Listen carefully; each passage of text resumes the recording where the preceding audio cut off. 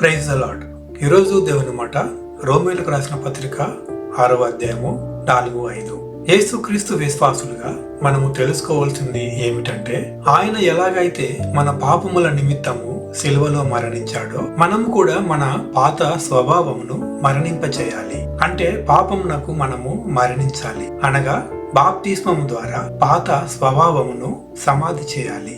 అప్పుడు యేసుక్రీస్తును తండ్రి అయిన దేవుడు పరిశుద్ధాత్మ శక్తి ద్వారా ఎలాగైతే సమాధి నుండి లేపాడో, అంటే నూతనమైన మహిమ శరీరంతో క్రీస్తు ఎలాగైతే మరణంను జయించి లేచాడో, మనం కూడా అదే పరిశుద్ధాత్మ శక్తి ద్వారా నూతన స్వభావమును పొందుకుంటాము అని దేవుని వాక్యము చెప్తోంది. ఆ విధంగా క్రీస్తు శిలువ శ్రమలలో మనము పాలిభాగస్థులం కావాలి. ఆ విధంగా మన పాత స్వభావము మనలో నుండి మరణిస్తుంది. మన శరీరము బలహీనమైనది, అలాగే పాపము ఎంతో శక్తివంతమైనది.